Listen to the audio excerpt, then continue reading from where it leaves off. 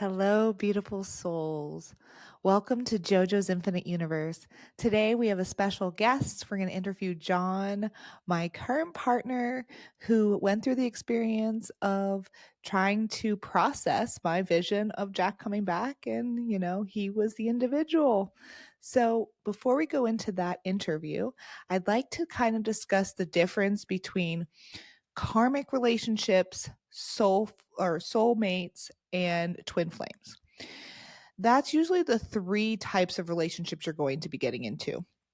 A karmic relationship is usually based in a lower energy.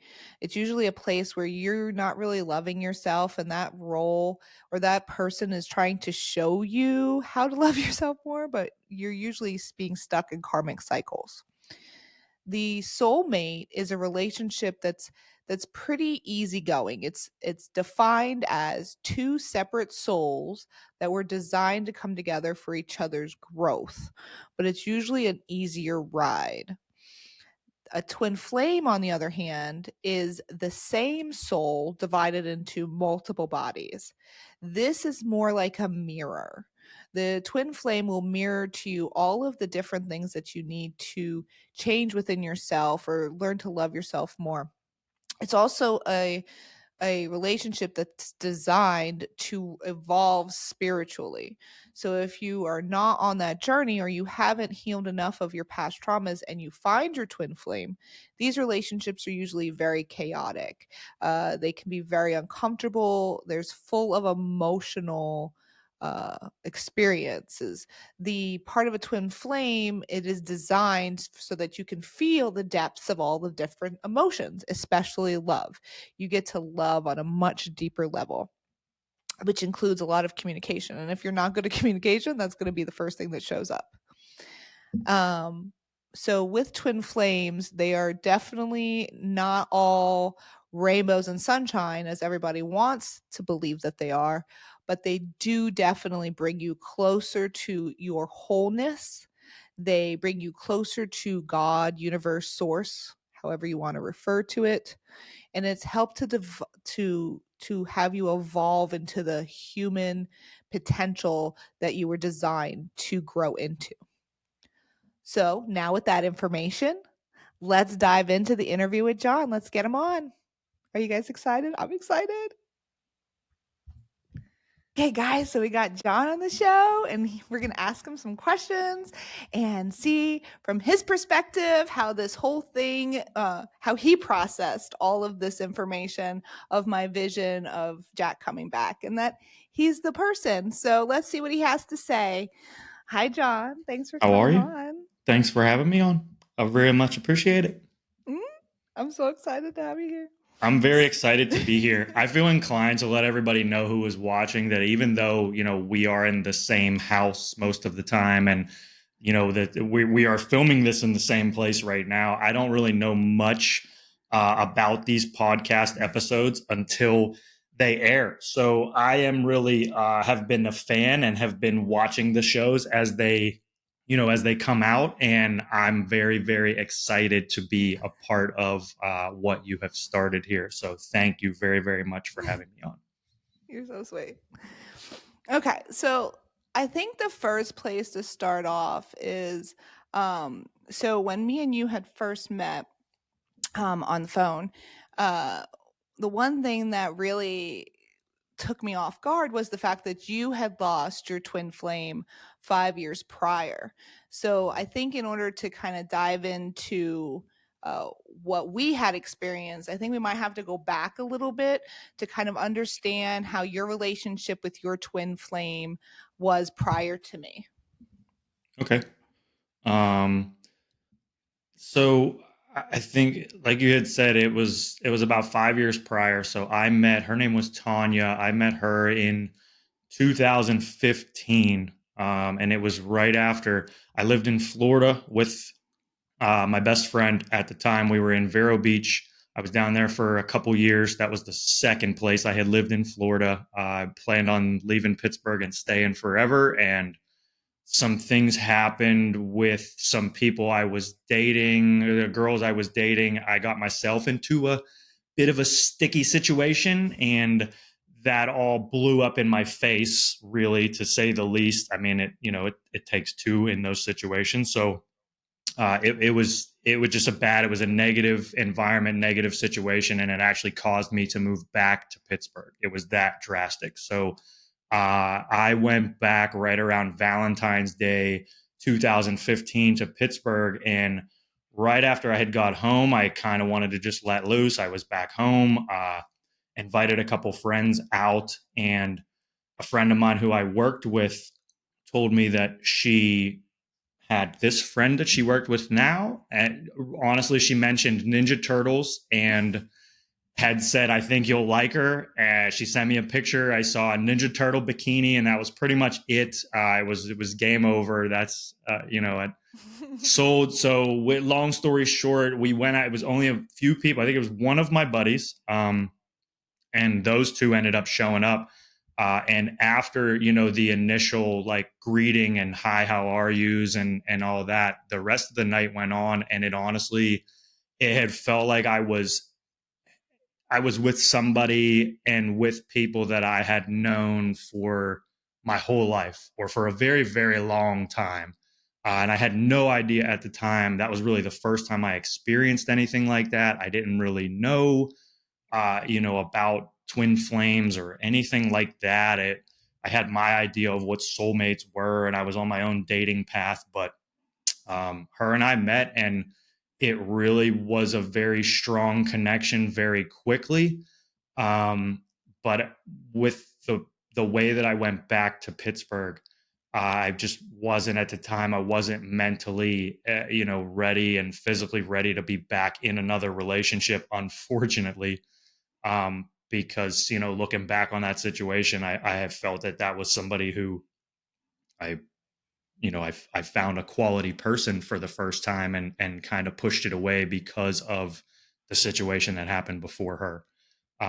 So her and I dated for, it was about 6 months, I'd say, right around that time frame. So not too long, but I mean, like I said, it wasn't a few months. In my experience and in my brain, how it felt for us, like we had known each other for way longer than that. So that couple of months was a lot. And but I had that in the back of my mind. I had something that was just pushing me away and telling me to hold on. So I ended up kind of breaking things off with her.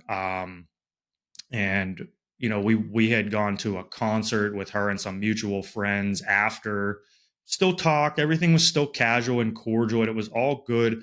And then another couple months went by, and I kind of, in the back of my head, I was wondering if I cut things off too quickly.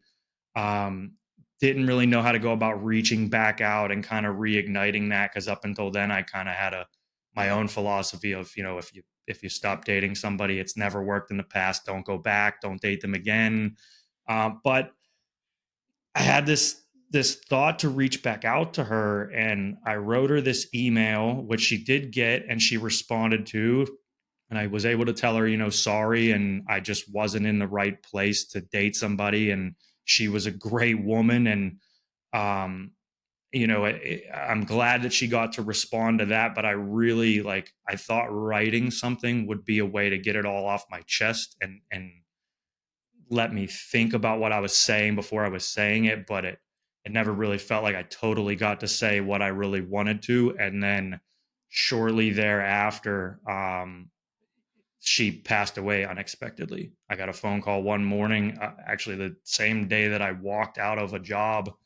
I got a phone call that there was just a blast of messages on this girl's Facebook wall that were saying it, what happened, you were gone too quick, and you're too. And when I was like, wait, what, and got the phone call that she passed. And that is what happened. It ended up, from what I was told, was an accidental overdose. I never really found facts or heard the true story. Nobody's ever going to know but her and the person or people that were there, unfortunately. Um, but I've had a few psychics and mediums and different people tell me that her energy and her spirit has come through. I've gotten some messages from her since then. But yeah, that whole experience, kind of when she passed, and feeling for the first time I had let something go unfinished or didn't say and speak my mind, it broke me, but at the same time, like, it was the start of all the armor I think I needed to move on.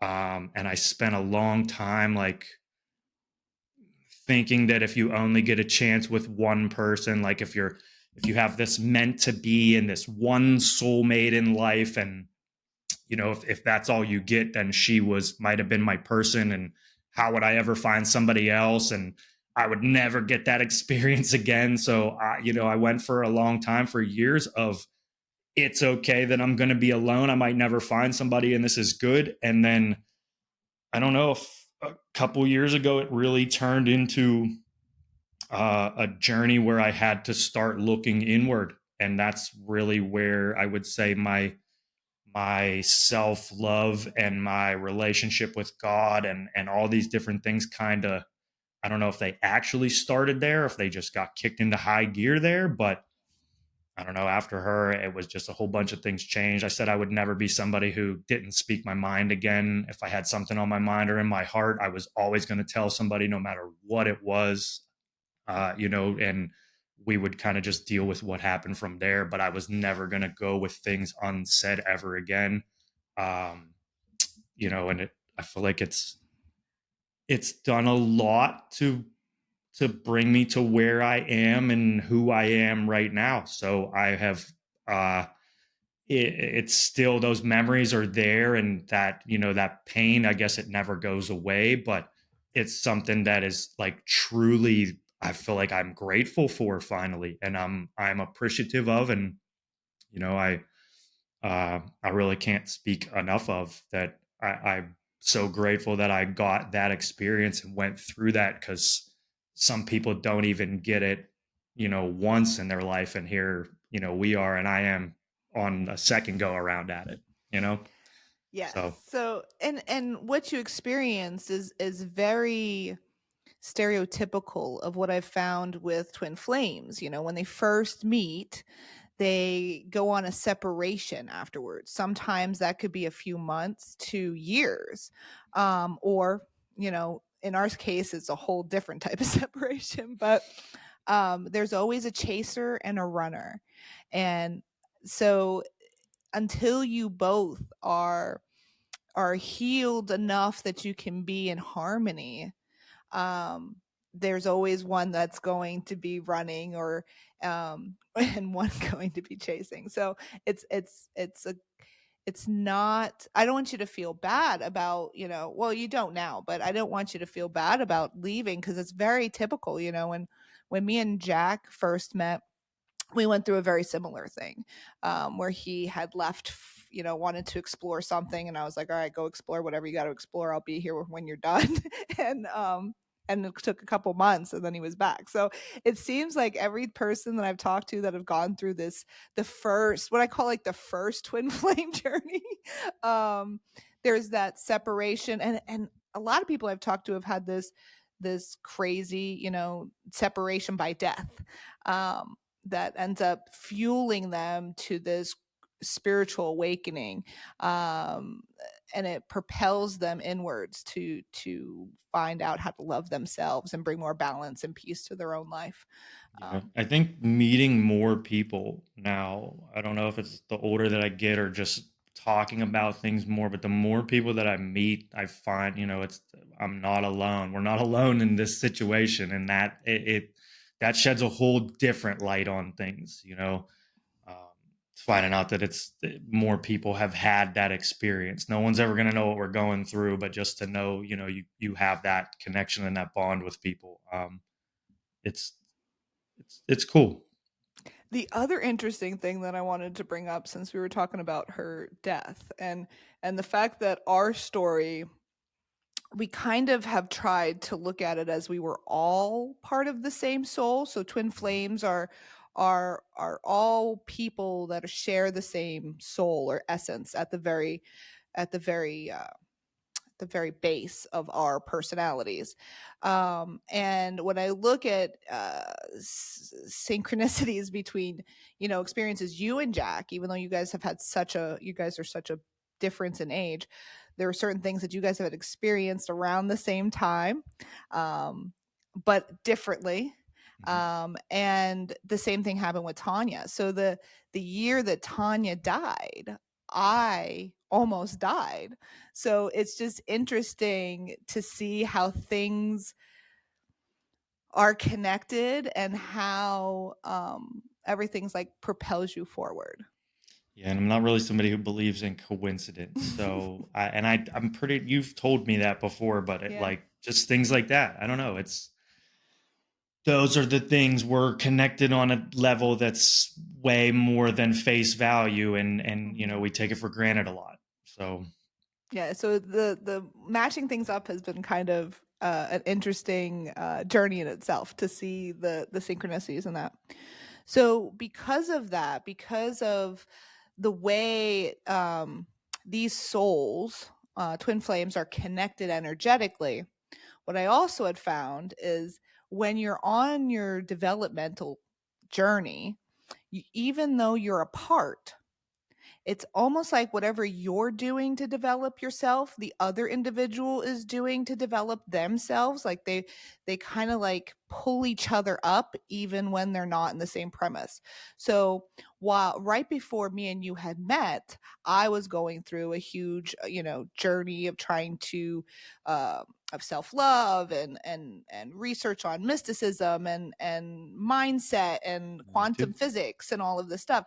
So that's what were you doing leading up to us meeting?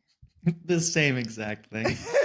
So we had met. We started talking December of 20, 2022, yes. correct? Yes. Mm-hmm. 2022. So Mm-hmm. I moved back to Florida uh, earlier that year. May, I want to May, say it which was. is the same month that Jack broke his hip and ended up in the hospital for the first big, Which visit after his when was cancer. that? When did he?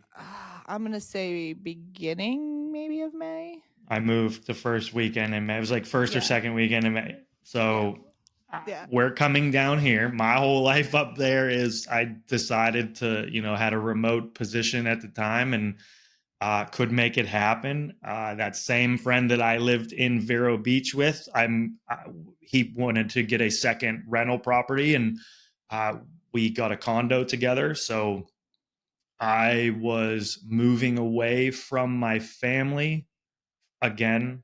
I was by myself. We were roommates, but his job and it has him moving all over the place all the time. So he was kind of not there. So I had a pretty much a place to myself for the first time, in my adult life. Really, I've always pretty much had roommates or lived with people. Short time in college, had my own place, and but it's been with people or family or someone, something up until then. So that was the first time I really got to explore being on my own. And that that year, I'll say, was like the right when I left to Pittsburgh, it was the kick was okay, I'm not happy here. I can't handle this seasonal depression anymore. I know my family's all here, but like the beach and the sunshine and that like that Mm-hmm. is my happy place. That's where I'm meant to be. And if it's not there, it's definitely not here. So I got to go find it.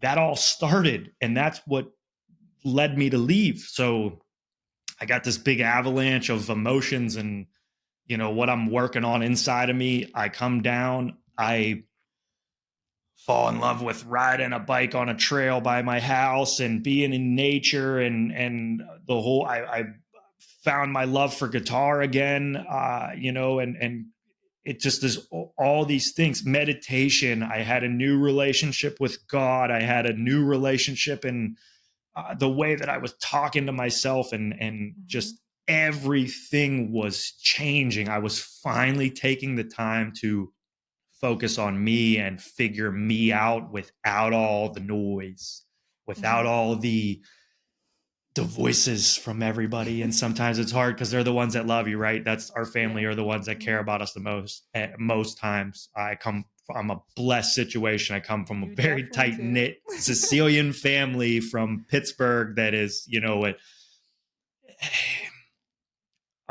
it is a minority, unfortunately, and I'm so blessed that I come from those people, and I know what trust and loyalty and family and family's thicker than blood actually means. Um, but but those are sometimes the loudest voices and the ones that hold us back the most, because even though they care and it's that it's all love, it's always from a place of love, but most of the time it's what people can't see themselves doing. The minute they get scared and afraid, It's fear. wait, you can't do that either, don't do it. And I know it's out of love. My situation's a little different because those people are behind me saying whatever makes you happy, go do it. And so um yeah, I was going through a very big transformation phase. I was getting in tune with everything that was lighting my soul up, and was trying to get rid of all the negativity and all the viruses and everything that I had in my brain up until then. And I mean, that situation, really funny enough, kind of led up to how you and I met.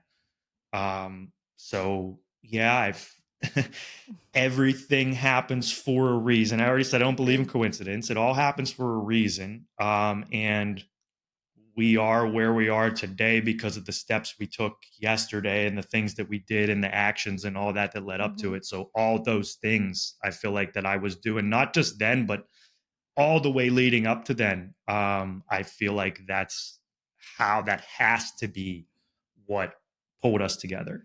And I don't know if I ever even told you, funny enough, I might have, but right when I left Pittsburgh, right before I left, it was the week my U-Haul was coming to the house. I went out in the backyard of the place that I was staying, um, and I took all of the stuff that I had left from Tanya, and I made a little hole in the ground. We had a fire pit out there, so I made this little spot in there, and I kind of had this little ritual with myself and with her and the universe, and just told her that I was ready and I had to go fly and had to go find it. Whatever it was, I had to go. I had to let it all be and find it. And that was how I left. And then found you the not long after, um, getting all that together. Well, and it's So funny because we both lived in. I came down from Pittsburgh to Florida. You came down from Pittsburgh to Florida. a couple There's of times. just there's just so many different things. So what was running through your mind when we first started talking? Like that first day we started talking, I was saying some real, what some men would say is some crazy stuff. Like they would have probably ran from me, but I was very transparent with you, right? Like I told you straight off the bat, like I'm like, dude, my husband passed away. I love him very, very much. There's never going to be, he's never going to not be in my heart. But I do have room for more. And then we started the synchronicities. We found out, that Tanya had passed and Jack had passed. And, you know, your grandparents' names are the same as me and Jack. So we started having all these synchronicities. And then I go up and proceed to tell you that Jack told me that he was coming back. And I prayed to him the night before we connected, and that you are whatever you were sent to me by him. So what is your perspective of that, that first day and how you processed all of this stuff? It is a lot. It was a lot. It is a lot. I honestly, the first thing that I can give you is I've never met another man quite like me. I'm a little crazy too. Me too. So me before that situation that was in right then, me a year prior to that, 2 years, 5 years prior to that, probably would have seen those messages and been like, nope, I'm good. But you prayed to Jack the night before. I was talking to Tanya and the universe and said, so it was the first. I used dating apps. We met on Tinder. I know you told everybody that we met on, which I can't believe that it actually, it worked and it was out there. But my experience with dating apps up until then was very subpar experience. But I also had only used the free versions of those apps. So this was the first time I ever, for whatever reason, said, let me pay for this for a little bit and see if it makes a difference. I also, then after I paid for it, took all the restrictions off the account. When you search for people, when you're normally doing I want people in this age bracket with this orientation who are looking for, I finally was just like, no, universe, send me what you need to send me. Send me whatever it is. I'm going to just like everyone. And I did that whole night, right before we matched, that whole night. Just wasn't even looking at the screen at one point. I think I was watching TV at one point. This is really funny, but I literally was just whoop, whoop, whoop, till I couldn't swipe no more, till there were no more people in the radius that was the globe. Tinder shut down on me. I woke up the next morning, I think, with three matches. Those other messages never responded, and your conversation was the one that went. So when we had started with all that, I think you had told me about Jack, and it was very early in the messages, or like when we got on that first phone call. And I think my honest to God response was to look at you. I thought for a minute, and I'm pretty sure I said, so this is really funny, but I'm named after my grandfather, who's named John. His wife is named Joanne. And for my entire life, my grandfather's nickname has been Jack. So that in turn would make me Jack, wouldn't it? I'm pretty sure I said it just like that or along those lines. And the pause in the voice, I think one of your girls were there, and it was just like, and to me, we were just in a conversation, because as much as you were throwing tests at me, I was on I don't know if I was like necessarily testing. I was just on I asked for whatever it was. So I'm never gonna, I already said I can't, if I ever find a connection with somebody again, that there's something more to, I don't believe in coincidences. By the third, fourth, fifth one, it's not a coincidence anymore. There's just something here. So I can't run from this now. No matter what, I at least got to stay and figure out what this is. So what was the worst that were happening? We were only texting at that point in time. You seem like a good person. We had a good phone conversation. We were texting nonstop. Worst that was going to happen was everything else that every other Tinder message does, is that one day I wake up and it stops and you don't answer no more. What do I got to lose here? I'm already in the boat where I think I'm never going to meet somebody again. Like nobody, I'm not going to get this connection again. And then I meet Jack and Joanne on the other side of the railroad tracks. Like, wait, hold on a second. And your birthday is the day after my dad's. Your sisters have the same initials as my daughters. I don't know. It was, I mean, that was literally a 30-second version of the first week or two of, hey, there's this, hey, and there's this, hey, and there's this.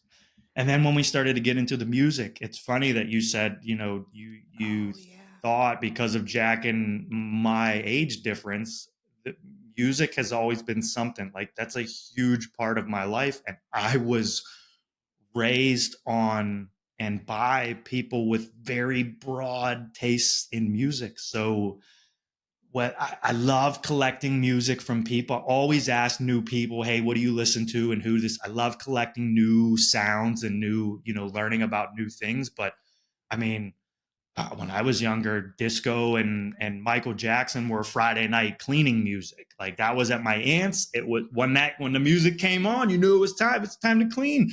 My dad driving around with him was all DVE in Pittsburgh is like rock and roll and metal and blues, and I mean that's I grew up listening to a wide variety of everything. So like once the music synchronicities, because I've thought for a long time like the universe sends you Well, signs in sounds. you had played Jack Johnson's Angel, which was, or it came up as the top We number made a one playlist. oh yeah, you made a We playlist made the that joint connected it. playlist on Spotify, And and it threw songs from both of our lists and our liked stuff together. And I'm pretty sure and the that was number on there. one was Angel by Jack Johnson, which is the song that I actually walked up for Jack's funeral to. And Jack Johnson's music actually helped me a lot.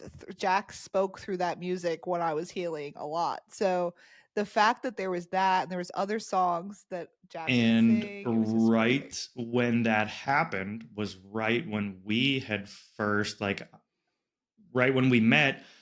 I believe your daughter was dating somebody who was named Jackson. And I had said, so that if you put us together right now, you get John Jackson, and you're listening to Jack Johnson. Look, and there's a falcon or an eagle that just landed on the DirecTV. I wonder who of my family came to visit. But hi, how you doing? But yeah, so that, I mean, it's just, maybe that's nothing to somebody. Maybe they hear that and go, yeah, what? But I don't know. It was just a really funny connection that was made, and it's been so we entertaining. so we talked for a while before we had met. We didn't live close together, so we talked for a while. Which is funny because the same thing happened with Jack. So Jack lived in Florida when I met him, and I lived in Pittsburgh. So there was, this this time that we got to get to know each other really well without the physical parts of a relationship, which really allowed us to dive in deep to figure out, is this person someone that I could, share my, be vulnerable with, feel like I'm in a safe space. And you always, you always did that. Is there anything, because I mean, we've had lots of crazy experiences even just before we had met. Is there anything that really stood out for you prior to meeting that really was like, oh, I really need to meet this person, or that really solidified the connection at all? Um, I mean, it was just nonstop communication through, I never like, it had been a long time since I was excited to talk to somebody again. Like, I don't, the dating life and the dating pool was really weird before I met you. And once I got to Florida, and it, like, I was just at a point where I just wasn't about like, I didn't want to date just to date anymore. I didn't want to do that. So the way that we were talking to each other, and just how open, I guess, you were about everything. There was nothing that was off limits. There was no conversation we really couldn't get into. Anything we kind of threw at each other, it was just a conversation. There was no, I don't know, there was no roller coaster, if you will. There was no, I don't know, you just didn't react. It was just like, hey, we take it all in stride. And it was just, you approached everything open and with love. So that, to me, I don't meet many people like that. I'm sure everybody that's watching this knows that has online dated or has had any parts of that. You know how that usually goes. So if you find a quality conversation, like it's not often that you come across that. So I think just the as open and honest as you were about everything, and the fact that we did talk, I think we went back to Pennsylvania for the holidays right after we met the end of December and went back, I think the next week or two for 2 weeks or a week to Pennsylvania, and we were in different parts of the state. So it was phone calls and video chats and text messages for that whole, I mean, almost 3 weeks, almost a month that Yeah, that we before we were met a in couple person. weeks. Hmm. um that was not how I went into other dating situations. There was, there is that physical aspect of things. There is, and not just in a sex aspect either. Like Hmm. just being able to give somebody a hug, being able to any of it. There is that being in person with somebody has that different energy that um you really don't know. But I don't know, there was just this calming, there was an excitement to finally get to meet in person, but there was just this calm sense of, this is exact, like I already know what's going to happen. I know what's going to happen when we meet. I know, like it's cool. We've been friends for a long time. um and Yeah, it I all mean, you felt very can't. natural. There wasn't really much anxiety. It was more anticipation Yeah. than anything. I agree. So we first met at an airport. That was the first time I saw you in person. I picked you up at the airport after you came back from Pennsylvania, and I still remember exactly what you were wearing. You looked You so go from cute. Jacksonville to Orlando, Florida for some strange man that is dressed in four-leaf clover pants and Timberland boots. You look freaking good. That's all I have to say. It's so random that I mean, it's just, I feel like that day is just ingrained in my head, and you've mentioned it so many times. That's the only reason I remember that. But um I mean, the dress with all of the blue dress with the flowers that you had on is just stuck. Yeah, that smile right there, that one. That's all I saw. I'm pretty sure we were talking on the phone or texting right before, and came down the escalator and looked around the corner and realized that you were standing right there. Like the voice, when you're talking to somebody Uh-huh. across the way and the voice links up with what you're hearing, and I saw it and went, all right, and that was it. Gave you a hug, gave you a big kiss. It was This like day it it all changed had your life. been. Yeah, it definitely was. It So definitely was. when when I said that you are this version of Jack, or that you guys are the same soul, some people would almost be offended or think that I was replacing Jack, because you know I love Jack with all my heart. And that was one thing I wanted to make sure I never did, or at least as make you ever feel like you were a replacement. So from a male perspective, how did we'll say your ego, how did your ego handle um, the fact that how the story is playing out, of that you are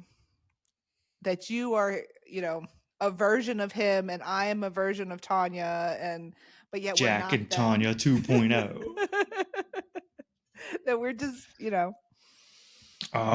Well, so I feel like if you want to know how my ego responded to all of that, my ego probably didn't take it so well. I probably did have times then that I was like, wait, wait, wait, wait. Especially when I came over and still saw like pictures and the Uh-huh. things that were here. It was just like, it was, I don't know, it was a shock isn't the right word, but it was just like it was a reality, we'll say. It was like, oh, okay, so that, but I don't know, you were very open and honest about everything. And one, from what I didn't know Jack at all. I've seen him from pictures. I've heard his voice on his podcast recordings that I've listened to from, in the past. And I know what you tell me and what people that we have met have told me about him. Seems like a cool ass dude. Sorry, it No, seems like yeah, a cool he was. dude. So It's to amazing. say that you're the next version of that guy, I could take that wrong, but I could also take that as a cool compliment, But that all aside, so I think there was that battle with your ego never goes away. This self-love journey and this stuff to find what's really inside of you, that ego didn't go away. He's in the seat with all the other emotions back there and has his time and his place. I hear him out in my head, and I'm at a point where I got to realize that that's not me. So he might not have taken it so well, but again, that wasn't me those months or years ago that the ego was in control. When I heard it, I mean, it was nothing but we were coming from the same story with different details. Mm-hmm. So for me to look at you and say, what do you mean I'm a replacement for Jack, would have been just as easy for you to say, what do you mean I'm your replacement for Tanya? I've never felt like a replacement. Mm-hmm. And I don't know who has ever dated somebody in their lives now that didn't date somebody in the past, ex drama and all this stuff. There's not been any I mean, obviously No Jack's not drama. here. But Mm-hmm. with the lifestyle you said he lived and the person that he was, I don't feel that if he was alive, there would be Mm-hmm. a situation. Maybe this wouldn't even have happened, but it was never something that I took personally or negatively. I will say that's something that I feel like our relationship has got a good grasp of and has a good bit of. We do everything with love. Mm-hmm. We do everything no matter what it is. I'm not saying it's not scary. I'm not saying it's not stressful. I'm not saying it's not anxiety. I'm not saying that it's not like, oh, hold on. It's still the same situation. We just approach it and process it from a loving standpoint and an open standpoint, and that changes things. So instead of me having that ego reaction and that normal guy reaction like I probably would have had at one point, I might have blew this whole situation and ruined this whole relationship had I reacted any differently. But I mean, I don't know. I check in and we check in with each other, more than enough, and everything still seems to be good. So yeah, I never took it as a bad thing. I always took it as a, you know, if Jack wanted to send himself back and told you that he loved you that much that he wanted to make how did you tell me? You said it was like a younger, better, all the version of me that I wanted to be and couldn't be, or something. I don't Yes. even know how you explain, but like along those, if somebody wants to do that and they pick you to do it, like that's a freaking honor. I'm like that's some big shoes to fill, dude. You guys loved each other a lot. Like I gotta love this lady a lot now. you know? So, yeah, I don't know. It's way more fun and way less stressful when you look at things like that than when you're like, wait a minute. What do you mean? What do you mean? What do you mean? I think I'm the new version of your ex. Like, Yeah. no, I'm me. I mean, if you think there's that many similarities, cool. That's great. But, but I don't know, ever since when you told me that in the beginning too, we've had this weird, I feel like you have gotten me more in tune with connecting with spiritual energy and this stuff. And there have been multiple occasions when I feel like I've heard his voice in my head telling me things. I've gotten thoughts that are about you or about a situation or about something that are not my thought. And when I tell you, it's yes, that's exactly something he would say. So, Yes, I I've had just, that occasion plenty of times where you said something or put music on, especially in the beginning. Like in the beginning, like there was even like times where your face would look like it would flicker to Jack and then back with you. You guys don't look alike, but you have like he had a beard, you had a beard. You know, like I could see how maybe my mind could do that, but it was a little trippy. So for the I don't first know. Our month, minds do a lot of crazy things, and that has happened to your face as well. Excuse me. So yeah, like when you told again that situation right there, somebody could have looked at that and been like, "You, my face did what? You saw who when you looked at me?" And I'm like, "Oh, sugar, that happened to you too. That happened to me. Oh no, we are like, is this really me or yeah? It's well, and that's the thing, right? It's all your mind, and it's being able to like let go into it and be able to experience it fully, because as soon as you shut it down as this is not even a possibility, or you can't feel vulnerable enough to tell your partner this is what I experience. Like I tell you stuff that's so crazy sometimes, but you always are so supportive and kind and compassionate with everything that I've ever said to you. So you've always well, you've always given me a very safe space to be myself, which that's what is partners are for, and that's what I want as well.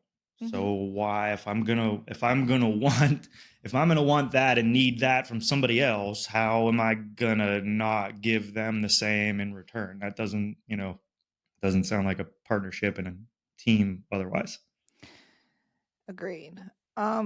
So in the first month, we had a lot of crazy, what I would call magical experiences. I'm sorry. One of which uh, was at the Fountain of Youth in St. Augustine. There's a lot of crazy things that happened when we went there.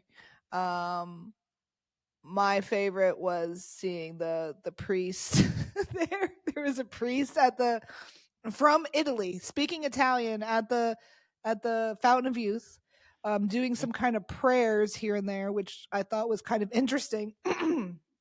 That a priest would come to a museum to do prayers. But I mean, I'm sure there's lots of energy there. Um, An but Italian priest, nonetheless. correct, speaking Italian. And we had some birds that were going overhead of us Birds were crazy. in an infinity or eight pattern consistently. I've never seen anything like that before. It made note of it the first time it happened. It was this big group of birds flying above everybody, and I noticed that they like went down this like lane of trees, and then they hit around this one tree, and it looked like they all took like the same turn and came back.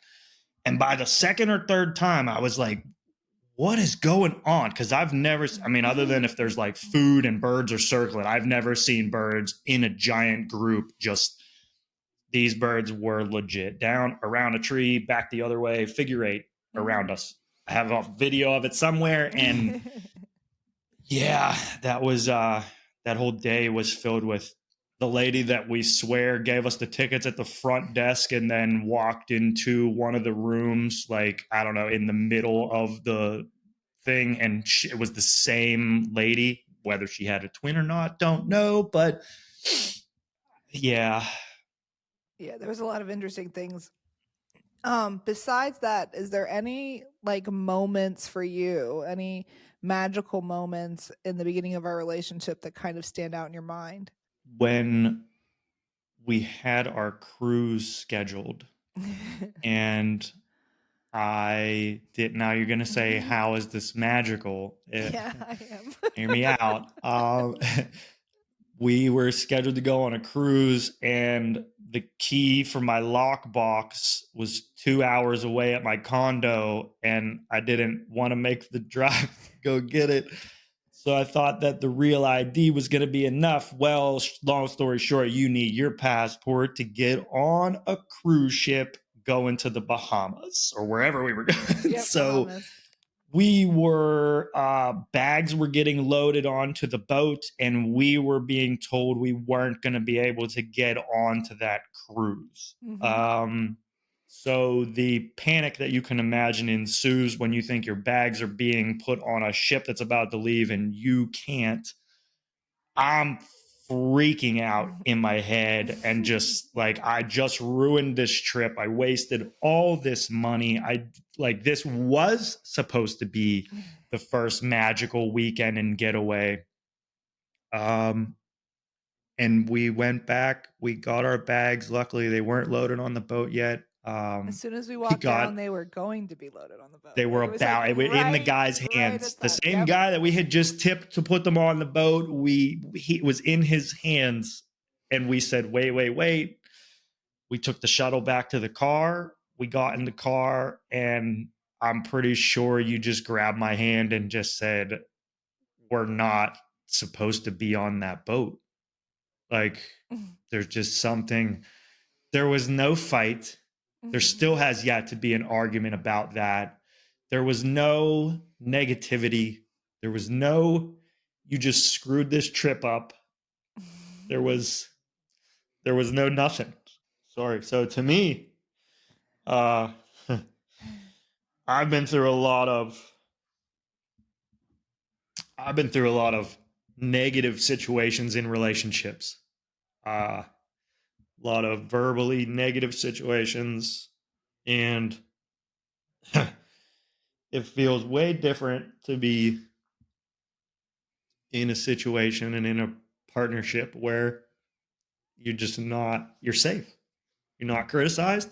You're not, there's just no, there's no downfall. There can be no wrong. There's just growing together. So that to me, I feel like, yeah, we had the moments when we, got to slow dance in the resorts and the places that we were at. And we, we have all those moments. We have the surprises and those things too. Um, but for me, it's been our communication. That's been it. I agree. I think our communication is pretty freaking good. We've never fought, never fight. We always come from a place of compassion and love, because neither one of us are trying to hurt the other one. Was there one thing, or let me go back. When did you know that I was the one? When did, or what determined it for you? Do you have an idea? When I had the first thought was that trip, I didn't even meet you yet. I was at home still. It was when we were still at home for the holidays, right when we first met. I was with my grandfather before he passed away. It was actually the last time that I got to see him in person was that trip. And I was talking to him, and he said he always liked to talk to me about girls and dating and all kinds of fun stuff. And we're both John Joseph Marchese, so like we had this bond. Um, and he looked at me and he said, "Do you have any irons in the fire?" And I said, "What do you mean, Pap? You mean jobs or you mean girls?" And he was like, "You know exactly what I mean. I don't care about your job." And I said, "Well, so it's funny that you say that." Um, and he brought it up. I didn't know how I was going to try to explain the story about you, but here's my segue. It was perfect. And I don't believe in coincidence. So Pat brought this up. So I said, it's funny, Pap. I met this lady right before I came up here. We started talking online, and I'll give you one guess as to what her name is. He just sat back and he said, "It's Joanne, isn't it?" He said, "You better not. You better not say it." I said, "Yeah, you hit that nail right on the head." And he looked at me and said, "You better keep that one." So I've told him the rest of the story, and I think this was about the time that I called you on the phone. And I was talking to you when you were there, and you said, or no, he said, he looked at me and said, ask her what the oak tree means. Oh, yes, almost forgot I'm in about this. Pittsburgh. I'm in Pittsburgh. You're in Mhm. the middle of Pennsylvania. We've never met yet. I'm with my grandfather, who you definitely have never met yet, Mhm. but that's Jack. Um, he just said, ask her what the oak tree means. And okay. So actually, I think I was texting you at the time. Mhm. I don't know if I was talking to you. And I said, well, Pap just said oak tree. What does an oak tree mean to you? And the message you sent back was, that's really funny that you say that because Jack was the Jack oak likes the oak tree trees. Mhm. and I was the palm tree. Mhm. I have a palm tree tattoo on my leg as well. Different story. But so I looked at him and I said, Pap, she said I told him about Jack. I Mhm. told him the whole story. And he said, if you let that one go, you're never ever gonna you're gonna regret it for the rest of your life. Don't do it. Like that's your one right there. That's what I would call your grandmother was the oak tree. So on top of all the stuff we already were talking about and had going on, once I heard that, I was like, oh yeah, they're coming through. Like that's Graham talking now, and that this is conversations getting really weird for strangers to be having it, you know. So it's really crazy to say, but you know, I kind of thought right then there in the back of my head, I was Pap's last wish was don't let this one go. And I don't know. Then we met, and everything's been great since. And yeah. And then I'd say when I solidified was for our 1 year anniversary, you wrote me a song. I You did. wrote, produced, sang, recorded with the help of all my sisters. You wrote me an original song. Um, Music's my life. Yeah, Love your face. never had that happen before. I'm usually the one playing guitar to people to try to to try to schmooze. So no one ever did that. So the way that felt that day, uh, yeah, that was it. You're my lady. um, Love your face. love your face. Um, how has your life changed overall? Completely and for the better. Um, I feel like I'm never have been more of myself, and I continue to discover who that is and what that means. And I feel like I just have the ultimate environment to do it in. Um, I feel like I don't know. I've gotten in touch with my spirituality and learned things about myself and about the universe and God and all like just everything. Everything has improved.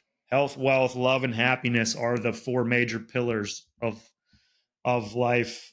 Uh, you know that I feel like if you have those areas, you've got pretty well balanced. And I just feel like with the partnership that we have and the way that we tackle this all together, um, it just keeps getting better.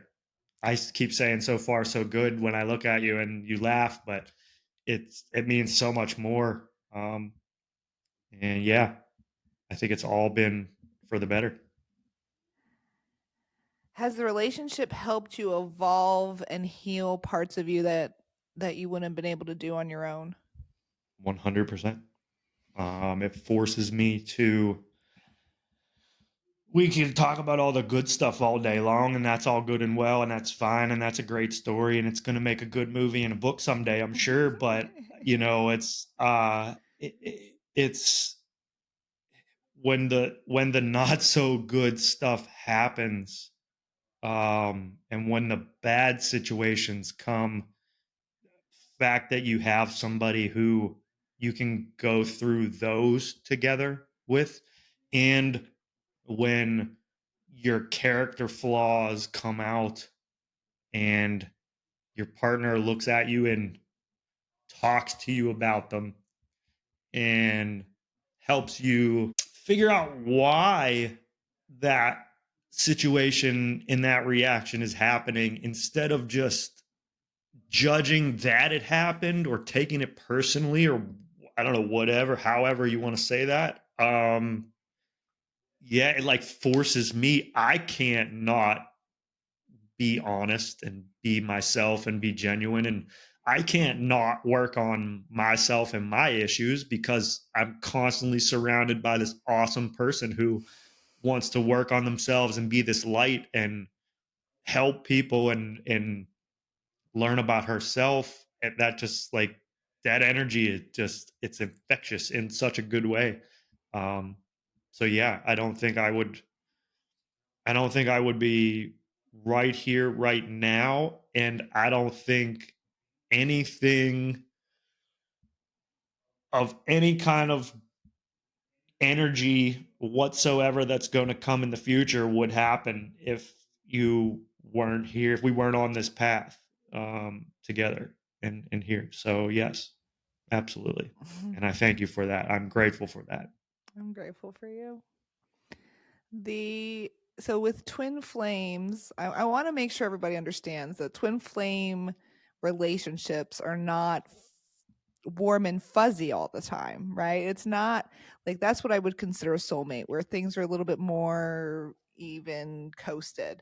Twin flames, they go through lessons and turbulence together to see how they come out on the other end.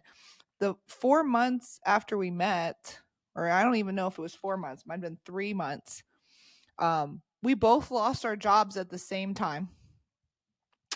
And we had to go through that together.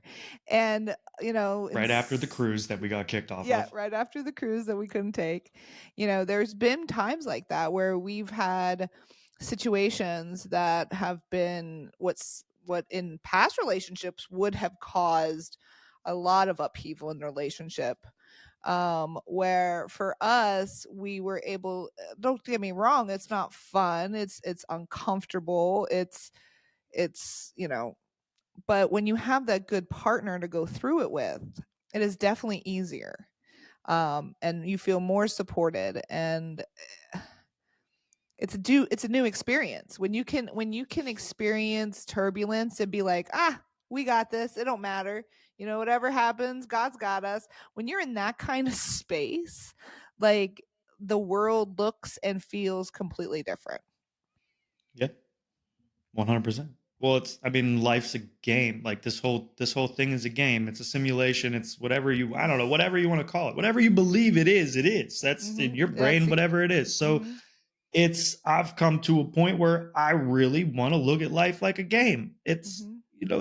It's supposed to be fun. We get one chance. We're here for one life. Like you might die tonight. You might not have tomorrow. Mm-hmm. What more of a in your face crazy type of game could there be? So if it really is a game, and I've asked you this before, what kind of game have you played that the levels don't progressively get harder? Mm-hmm. And the boss at the end of the game to beat the game is a giant thing compared to what you had to fight in the beginning. But your character also leveled up too, hopefully. So, Mm-hmm. it's if we really looked at this, and I think for a long time I was looking for butterflies and rainbows. I was looking for constant, like that constant feeling, but Romance, yeah. all of it, Mm-hmm. any of it. But that's not at all. That's like the farthest thing from what this is all the time. And and if anything, there are more things that you have to go through and more Mm-hmm. things that happen, because if it's a game now, here's where there's more levels, There's always something hiding that you didn't expect. It's going to get thrown at you as a curveball in the weirdest possible moment, just to see if you're ready and just to see how Mhm. you handle it. And if you God's don't testing do you. it, you're going to have to do it again. People that go through the same things over and over, like, you wonder why you're in that cycle. Well, did you learn the lesson? Are you doing the same things over and over? I was for a long, long time. I still Mhm. do. It's still lessons that we work on together, but now we Mhm. work on them. And I have a place that I can talk about them instead of Mhm. going around in circles. And feeling Um, like you're alone. Like you have to deal with it all alone too. no, there's definitely two of me now. There's we have it's a partnership. I feel like I'm in a team. It's what I've been in a lot of teams, through my life, and this is what you would want in one. Like, and I don't know why people would settle for anything less than that in somebody else and in a significant other. It's hard. It's hard spending your life as it is, living your life by yourself. You don't need negative energy and toxic environments to make that stuff worse. Like, it's a lot it's a lot more of a peaceful journey when you got somebody helping you. So, my last question is, if you could give the audience some advice to having a healthy relationship, what have you learned that helped you to be able to go from the relationship style that you were in before to the healthy relationship you're in today? I mean, the biggest piece of advice and the biggest thing that I learned up until now was just to communicate. Power of communication and how much energy there is in both keeping things inside of you and letting all of those things out, the good, the bad, the ugly, and letting it out and being able to handle it and get through it with somebody. I would say that's the biggest thing I've learned in my life. If you have to sugarcoat things, or you can't speak your mind, and you can't, that's not who you truly are and want to be. So if you're around people that don't let you do that, or silence you, or every time you have this weird idea they shut you down and tell you how, like, man, that's, even when it does, it's okay if it sounds weird. That's what we're all weird. We all got those little things about us. But find that person that you can talk to about anything and in any way, that even when you're yelling about things or whatever, they're not looking at them as, they're not taking it personally. You have to be in that space where you can genuinely talk and be you. And I feel like that it starts before you have to become that person that is okay with having those icky things go on inside of you, and finding the way to vocalize them and get them out so that you can address them. And I think the other thing would just be to make sure that you're ready to give what you're asking and hoping for. Make sure that if you really think you are ready and want, even if you're in that situation, you're married and in with your partner who you, make sure you're ready, for that all to open up and those floodgates, and to be that genuine and that open, because it's heavy when two people can really openly and genuinely be themselves at all times. It gets a little messy and it gets a little, but it's all part of the journey. It's all part of the experience. And there's people out there, and keeping things in. And for me, it just made me blow up after a while. So having that safe space to talk about, I would say that find that safe space where you can, get that stuff outside of you, because this world's a crazy enough place as it is. You don't need the demons and the chatter inside of your head to make it even worse. Well, I want to thank you for coming on the show. I really appreciate You- you sharing everyone your side of the story. I think it might help some men to be able to process, women that are wanting to grow a healthy relationship, and how to let your ego stay to the side and really lead with your heart. So I want to thank everyone for watching. If you have any questions for the show, you can DM them at JoJo's Infinite Universe on Instagram, or email them at JoJo's Infinite Universe at gmail.com. Please like, subscribe, share, comment, all of that. We'd love to hear from you. And I look forward to next week. Next week, I have a special guest. It is the author of the book Rebirth. She will be on, and we'll be asking her some questions. She's the one that actually helped me through my research and understanding what to expect, because she had a very similar situation that I experienced. So we will talk to her next week. I'm really excited to get her on the show. I hope you all have a magical and blessed week. Thank you. Thank you so much for watching. If this week's message spoke to you, please share it so that it can help someone else too. If you need advice or are interested in being part of the show, you can DM me on Instagram or email me at jojo'sinfiniteuniverse@gmail.com. Until next time, love infinitely, my friends.